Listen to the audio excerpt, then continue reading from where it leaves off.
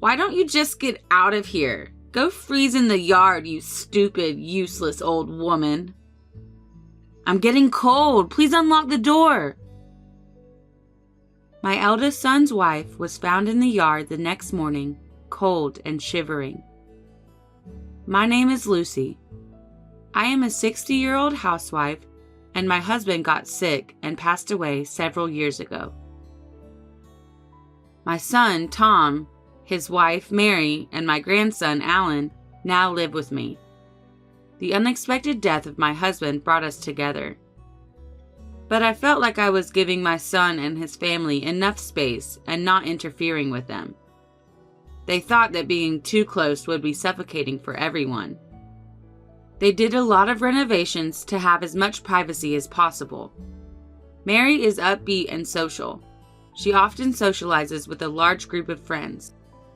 Maybe it was for the best that we rarely saw each other. Alan, my grandson, is in 4th grade. I occasionally look after Alan when she goes out.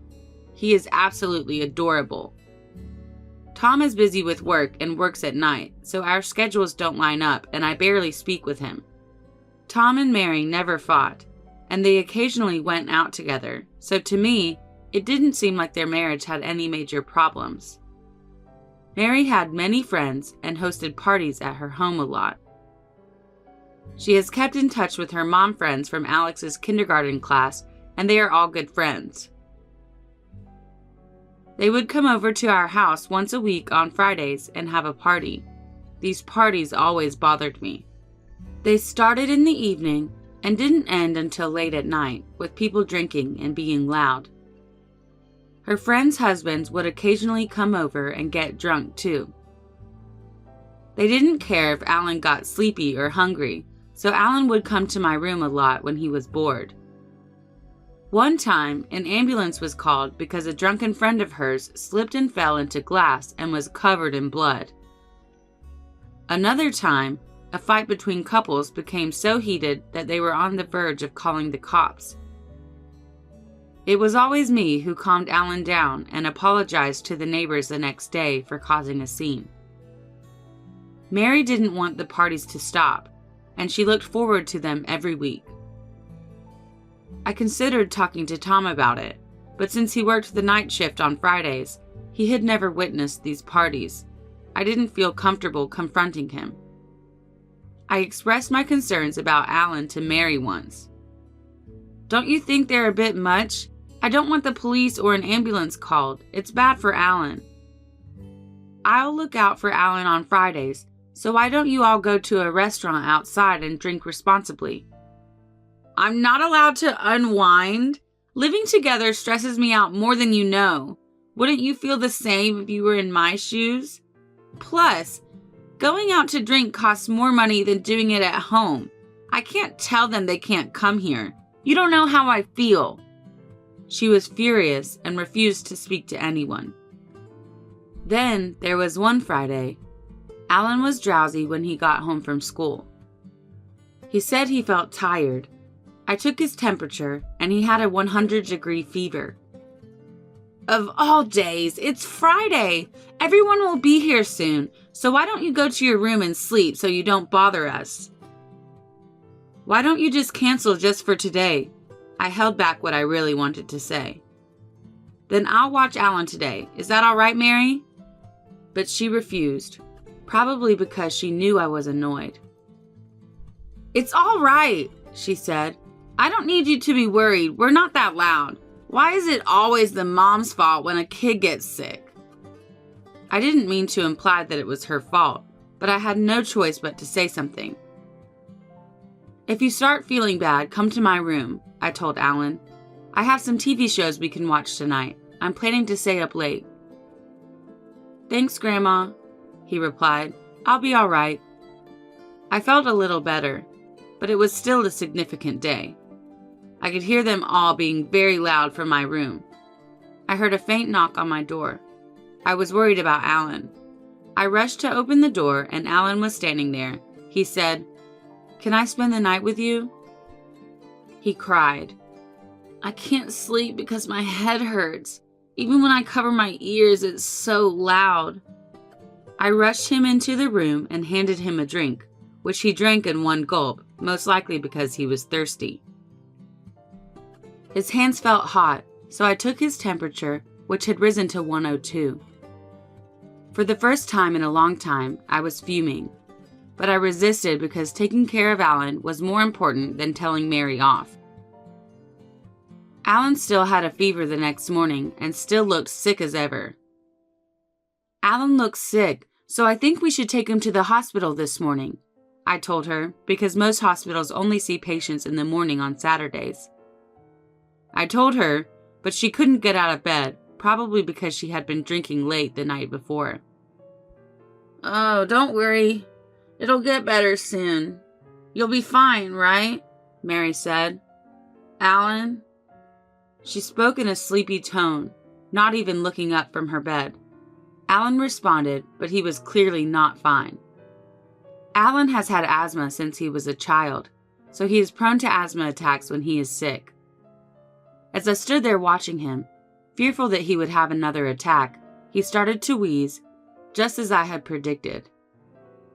"Mary, I think Alan is having an asthma attack. Where is his medicine?" I asked, but Mary was sleeping through it and wouldn't say anything.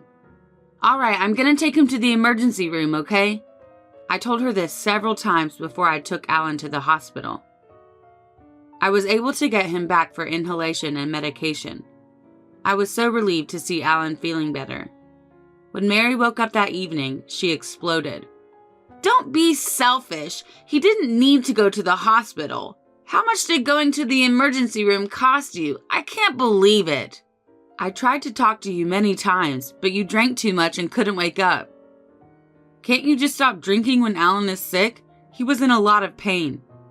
"Fever is common in kids, and it's already gone away, so it wasn't a big deal. Asthma flare-ups are also common. Don't be a jerk and spoil him just because he's your grandson." I thought I should tell Tom about it, so I did, but he said, "But Alan is fine, right?" He said, "Don't worry about a kid's cold. Mary is under a lot of stress about the living situation, so please be patient with her. I need you to take a step back because you live together." Message received. I couldn't say anything back when he talked about the stress of living together. Tom was hurt at work one day at the end of the year. He needed surgery and spent the week in a hospital. Tom spent the holidays and the end of the year there. "I'm thinking of spending this New Year's holiday at my parents' house for the first time in a while," Mary said one day. In the past, our family's New Year's holidays were spent cleaning up, eating our favorite comfort food, and dining out with my eldest daughter Emily and her family who live in the same city. I heard Mary and her parents were estranged, so I wondered what had suddenly happened, but if she could get refreshed at her parents' house, that's great for me. Spending time with his loving relatives would make Alan happy. "That's great. You're going to bring Alan, aren't you? I bet your parents are excited." "I'll bring him. While I'm there, could you check on Tom?" "Of course." Other than visiting Tom, I'll be alone for New Year's this year. "If you're going to spend the holidays alone, why don't you come to our house this year?" Emily responded. So I decided I would. Mary and I were both supposed to leave the house on New Year's Eve.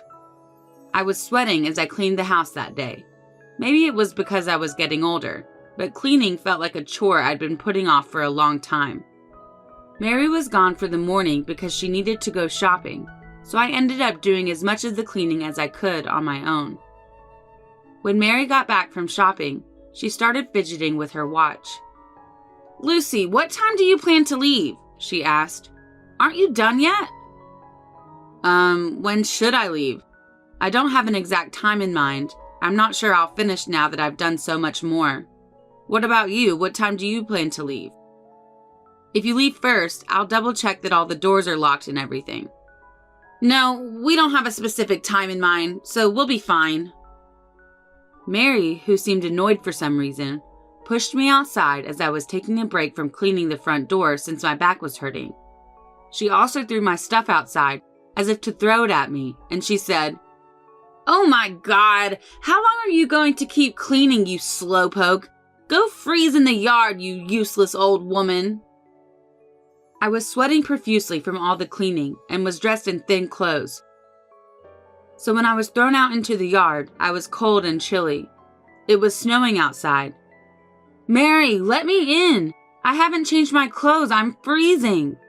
You shouldn't be so slow. Why don't you just leave? My coat had been thrown out with my luggage, so I put it over my sweaty t-shirt for the time being. I couldn't get into the house because both the front door and the kitchen door were locked. I called Mary's name for a while, but she didn't respond, so I gave up. I decided to take a train to Emily's house because there was nothing else to do. I made it there. What's wrong? Why are you in such thin clothes? Emily asked, surprised to see me. Get inside. You'll catch a cold. Have you seen Bob? He was worried about you because it was snowing, so he headed to pick you up. He said he texted you. Only then did I realize I'd left my phone at home. Emily's son, Bob, is a college student. I felt bad for him because he'd driven all the way there to pick me up and we missed each other. Emily texted Bob and told him that I came by train. Then Bob told us something shocking. I called you several times, but you never returned my calls. Then I heard a ringtone coming from inside the house. I assumed you were sick, so I went inside on my own. The front door was unlocked for some reason. I found your phone in the living room and figured you weren't there, but then I heard noises coming from upstairs. I went up because I thought maybe it was a robber. It makes sense that Bob would think it's a robber since the door was unlocked. Then I noticed Mary and an unknown man hugging in the bedroom. What? Mary headed to her parents' home with Alan. I was taken aback and froze for a minute. They jumped off the balcony into the yard, wrapped in a comforter. So I dashed after them and looked around the yard, but I couldn't find them. They escaped. You let them escape? I don't think they got hurt because of the bushes and the snow on the ground. I locked the second floor door and was about to leave when I heard a noise from the next room and saw Alan. Alan was small enough to hide behind Bob. Sorry, my mom told me not to leave my room until after the new year. Alan was sitting in his room, surrounded by a bunch of sweets, bread, and juice. I brought Alan here because I thought he'd have more fun and be more comfortable here. I made sure to lock the front door. The key is under the flower pot. I'm glad nothing has changed since I was a kid. You did a good job of shutting the door. Mother, I believe it's time to discuss the future with Tom. Let's play some games, Alan. The two happily exited the room. I'm not interested in Mary's affair right now. They can talk it out or do whatever they want, but I can't forget what she did to Alan. We spent that night relaxing with Emily and the others because it was already dark. Emily, Bob, and I went back home the next morning. We chose to leave Alan with Emily's husband. When we got home, we noticed a figure at the front door. It was Mary. She was barefoot and trembling, wrapped in a comforter. Ah, there she is. You locked me out! Mary shivered in the cold and chattered her teeth. We went in the house so Mary could warm up. At this point, I couldn't even speak to her. Eventually, I broke the ice once Mary stopped shivering. I heard from Bob. Who were you with on the second floor? What are you talking about? You've got the wrong person. And Bob, what are you doing breaking into someone's house? Why didn't you press the intercom button? I noticed a pair of men's shoes near the entrance. But are those Tom's? Let me ask him. There was a thief in the house. I was about to start a fight when I was surprised. It was a close call. That's a big deal. I guess we need to call the cops. Emily took out her phone. Stop! I see what you're doing. Okay, you caught me. So who the hell is that man? Mary lowered her head and didn't respond. Didn't you jump off the balcony with that man? What happened to him? Where is he? He left a long time ago. Mary was surprised to be abandoned by the man she was having an affair with. And she spent the entire night barefoot, wrapped in a comforter, and he had left and gone home. Oh, he left you? How sad. Mary's face became flushed, like Bob's words struck a nerve. How could you not take care of Alan? Did you plan to lock him in the room while you were having fun? I'm not interested in your affair, but I just can't forgive you for what you did to Alan. I agree with her. He's in 4th grade. He can be alone just fine. I may be his mother, but that doesn't obligate me to prioritize him in my life. I have things I want to do as well. Just because he's my son doesn't give him the right to interfere. This caught me off guard. Emily, Bob, and I were all speechless by our rage and shock. Tom will be released from the hospital shortly. Alan and I were to stay at Emily's house until then. The day came for Tom to be released. We decided to have the discussion at our house, but I didn't want Alan to be there. Mary may say something hurtful to Alan. I decided to let him have some fun with Bob. I asked Bob to play with him. Emily, you're here? What's wrong? Emily told Tom the facts in a straightforward way. What do you mean, Mary? Is this true? Well, you were busy with work, and I was lonely. Please accept my apology. Mary, did you lock my mother out of the house in the snow? No, that's not it. And what about locking Alan in the next room for a long time while having an affair? Tom, Mom told you about the Friday night parties, didn't she? Why didn't you and Mary discuss it? I'm not sure how to go about it. The most important thing to remember is to never be afraid to ask for help. I'm tired from work too, and it's been a pain, and I'm sure Mary has a lot to say about living with Mom. You two are a perfect match. You both run away from problems and take the easy way out. Do you ever think about others? You two should talk about it and decide what you're going to do together. You're both adults. But you have to think about Alan.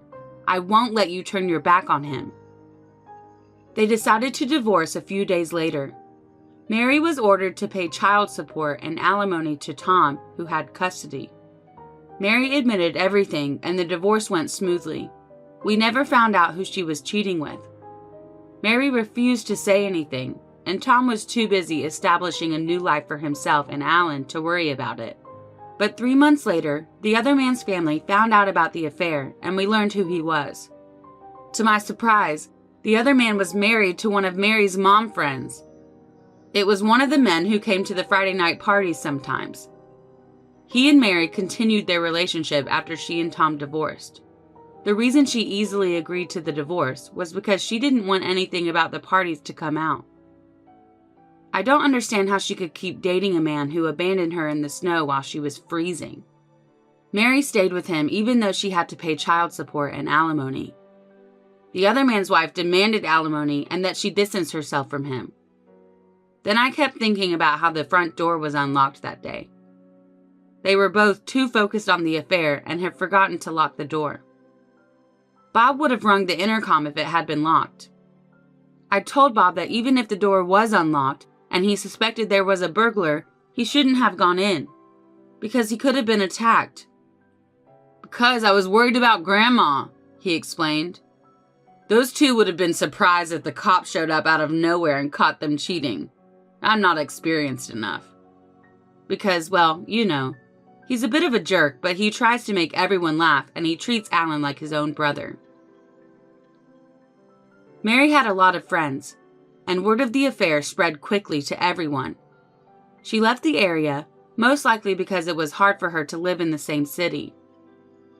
Apparently, the group of friends harassed them quite a bit until they moved. They are living a life they can't afford in a new place. They have to spend money on Alan, pay alimony to Tom, and pay alimony to his ex-wife. Mary is at odds with her parents and is working tirelessly with no help. She called our house once. I'm so sorry, she said. I'm lonely and I'm suffering because I don't have anyone to turn to. Please forgive me. Please help me. Oh, it was one thing to want to see or talk to Alan, but it was another thing to want to avoid responsibility for what she had done. The kids of Mary's mom friends bullied Alan for a while because of Mary. Tom was able to talk to their parents, and the kids fixed things amongst themselves. But I wonder how much it broke Alan's heart for his mother to disappear and then be bullied by his friends. I thought about telling Mary how hard it is for Alan, but I doubt she would care. "Is that all you want to say?" I asked. "Don't contact me." That's all I said before hanging up the phone. I moved in with Tom and Alan. There have been ups and downs, and there will be more downs, but we will work together to overcome them. Tom also cut back on his work hours and began spending more time with Alan. I'd also like to thank Emily and her family for their help during all this. Emily said many things I should have said. Bob loves Alan, and the two became like brothers. I hope he will be raised right in a warm family. I'm glad I get to watch him grow up.